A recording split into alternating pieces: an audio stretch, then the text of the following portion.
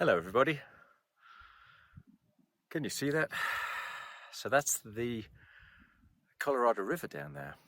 That is the Grand Canyon. We're at the south rim of the Grand Canyon. Well, I'm at the south rim of the Grand Canyon, towards the east end. And I'm going to talk to you today about why it is that I'm doing these videos, why it is that I'm doing the job that I'm doing, in actual fact. And I had no intention of doing this video today, so it's completely off script. But as I drove up here and I contemplated all its, breathtaking beauty and my journey in having got here, it just kind of filled up my heart, and it just felt like the right moment, if ever there was a right moment, because this place is very, very meaningful for me. To tell you why I'm here, why I'm doing what I'm doing. So the reason I'm doing what I'm doing is in the vain attempt that just one person that notices might end up having a gift a little bit like I received. And as I say that, I can feel this kind of welling up of warmth and energy between my stomach and my chest. If one person gets that, then the world's a better place.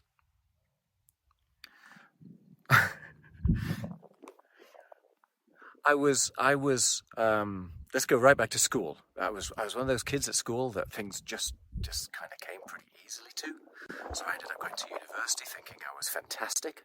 University was a bit tougher, that kind of knocked out a little bit of that, whoa, I'm not so special.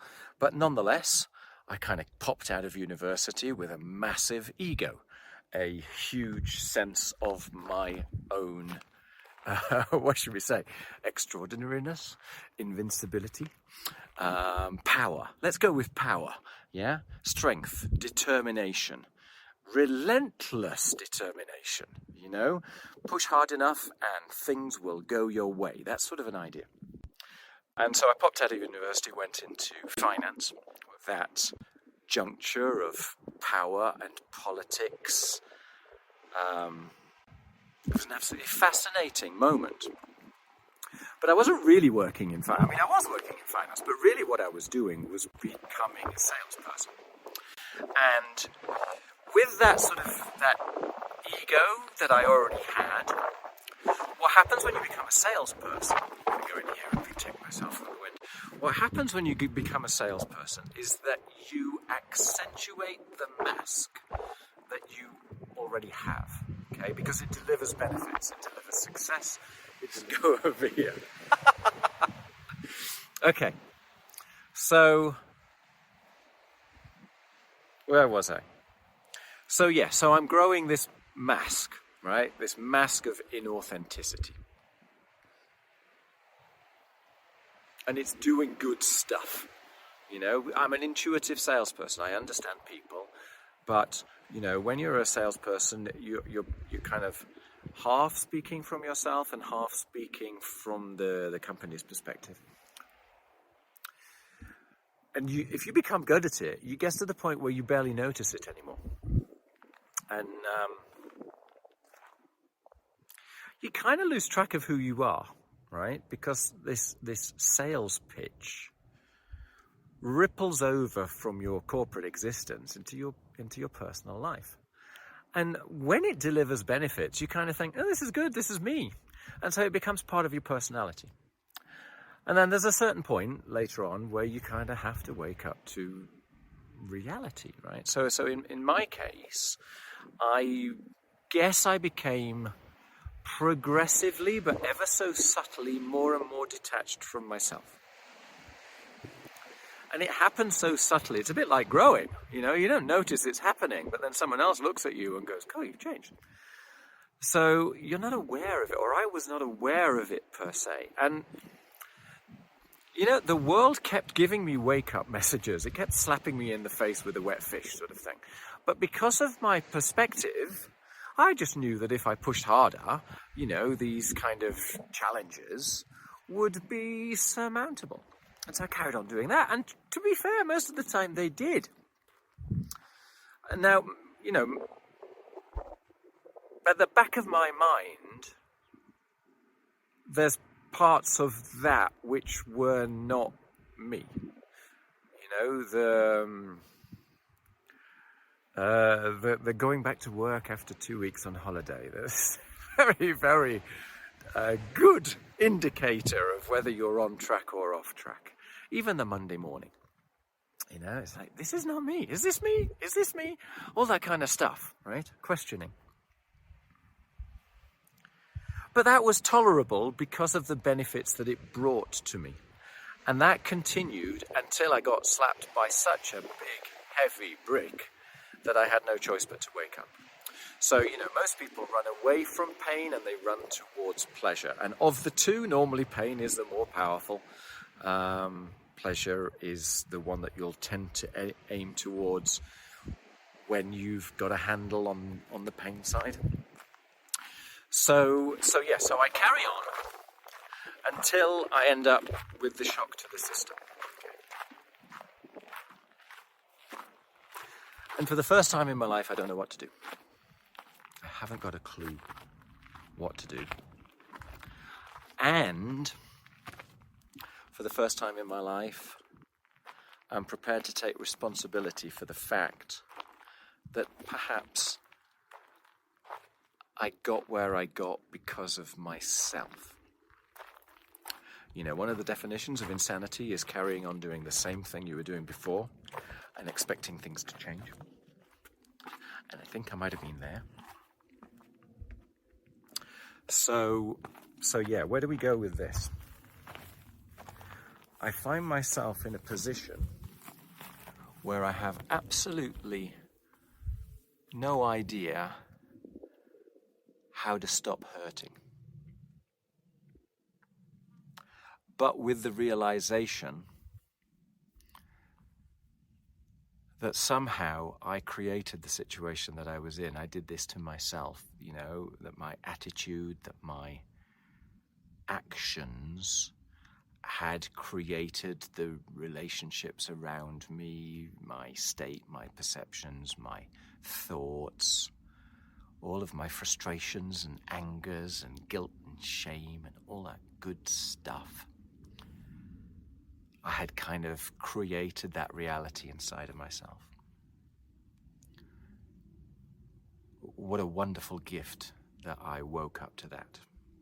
What a wonderful gift the pain was. And thank heaven I leaned into that rather than pushing it away. Because it became one of the most, well, I don't know, certainly one of the most fundamental factors that's ever impacted my life. So what do you do in a circumstance like that, right? You know what not to do, which is what everything you were doing before. Or at least I knew. Not doing that. But I didn't have a clue what to do. I didn't have a clue what to do. I was sad, I was anxious, I was frustrated, I was angry, I was lost. I felt a bit like I was on the, I just jumped off one of those big skyscrapers and I was hurtling to the earth, wondering what on earth to do. So, I'll do a separate video on readiness to change because people change when a should becomes a must. And let me tell you, when you feel like you're falling off of a 50-story skyscraper, a should becomes a must. I absolutely had to change. I had no choice. So even though I was in agonizing pain, I felt more alive than I can recall, right? There was something exquisitely vivid about what occurred. So I threw away my story. I threw away my rule book and I decided to do anything else but that. End result, I started experimenting. I started being like a kid again. You know, someone stood by the side of the road with a thumb up, I picked them up and drove them into town. You know, someone comes up with a silly suggestion that I would have normally gone, oh, that's not me. I would say yes, you know. Hundreds of examples like that. End result was I pushed the boundaries on what I thought I was. One of the things which we find very important is this notion of remaining consistent with what we were yesterday. And luckily, the fact that I was so kind of lost in that moment helped me to push through that. I knew that remaining consistent with yesterday was part of the problem, so I threw it away. The pain of remaining consistent with yesterday was so loud that I had very little choice in the matter, right? So what I'm trying to do in these videos is help people get to this realization without having to go through the shock, because you can learn it from other people. What you need to do somehow or other is turn that should into a must, because it is a tricky journey, right? It's not a comfortable process to get outside your comfort zone by definition, and we make progress by getting outside our comfort zone. That's where we change our view of the world. We change our view of what we are, of what we're capable of how the world should treat us. It gives us a perspective that you would never have noticed when you're trapped inside your ego. Yeah? End result is you kind of find peace. You forgive yourself, you forgive the world, you forgive other people. It's like everybody's just running on their rails. And, you know, but for some other chance occurrences, I could be doing what they're doing and they could be doing what I'm doing. It's just a set of experiences. So what I'm going to do in these videos is go through lots and lots of examples of this journey, how you get from A to B. Because the end result is just heavenly. And I don't say that lightly, right? I am a guy with my feet on the ground. I know it's ridiculous for me to speak like this, but my heart is just full of it, full of joy, full of gratitude, full of thankfulness, full of humility. Can you imagine having humility and doing a video, right? So that means that I am conflicted. That means I am multi-compartmentalized. And the funny thing is, that's okay. Because you don't need to justify yourself anymore when you reach that point of peace. And when you reach that, every door opens. Because you're just being you.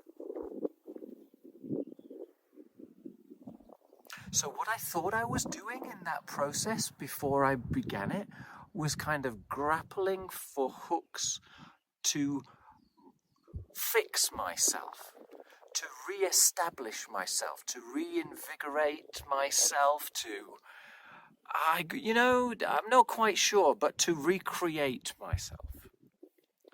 And actually what happened was I remembered myself.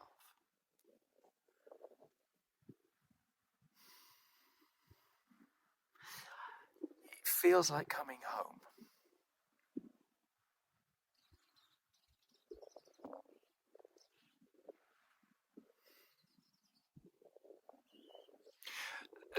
Therefore, I am a reluctant therapist, okay? This was never, ever my intention. I never wanted to become a coach. The idea of becoming a therapist, I remember one day someone called me a healer. And I just recoiled. It's like, that's not me, don't be silly. All I'm doing is spreading that joy it's spreading that awareness, right? What I did for me had incredible ripple effects, to the point where doing what I'm doing now grabbed me by the collar and shook me hard until I paid attention and went down that route. You know, everything, all of the systems within which I was participating,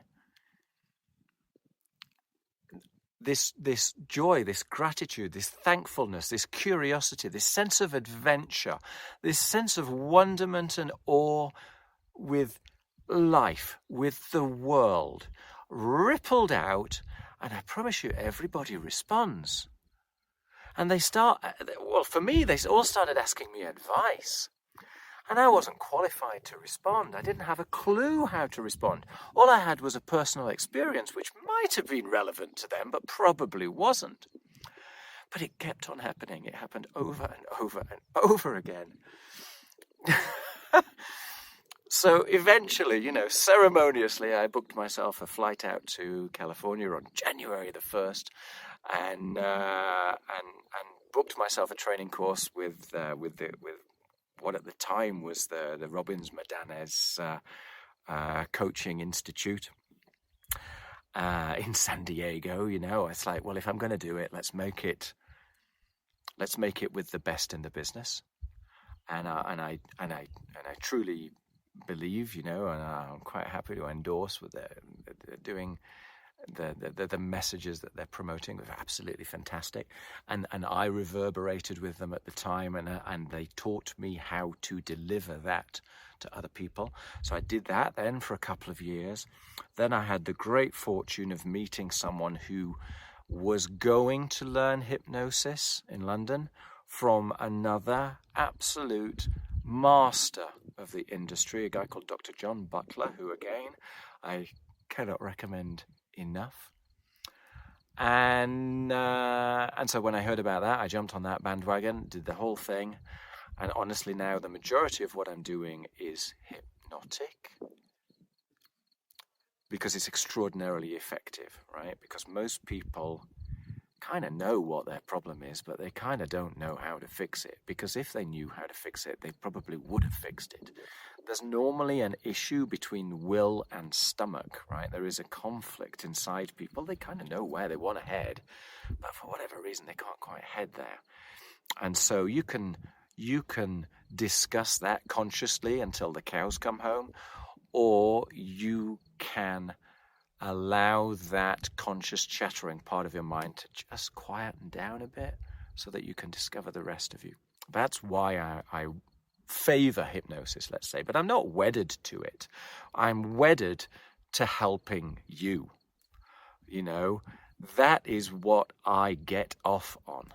I adore seeing someone coming out of a session as if they've thrown a bag of bricks off their back. Seeing people make remarkable changes in life.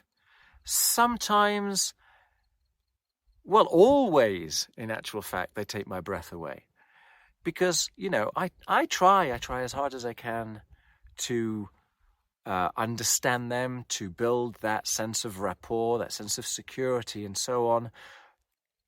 But it's you who makes the change, right? Like me, when I made the change, nobody in the world could have told me what to do at that moment. I had to work that out for myself. If somebody had given me the solution on a plate, I would have laughed about it and said, that's not me, right? You have to go through the experience yourself. You have to do the work, and you have to see the results.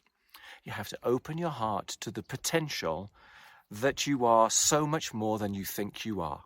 That maybe what you think you are is just a story built upon a range of experiences which have occurred through life, and they shouldn't be a straitjacket.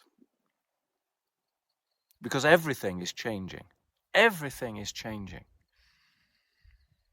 And so if you're stuck in fixed ideas, it's because there is an element of you that is throwing wood on the fire. continuing to do so.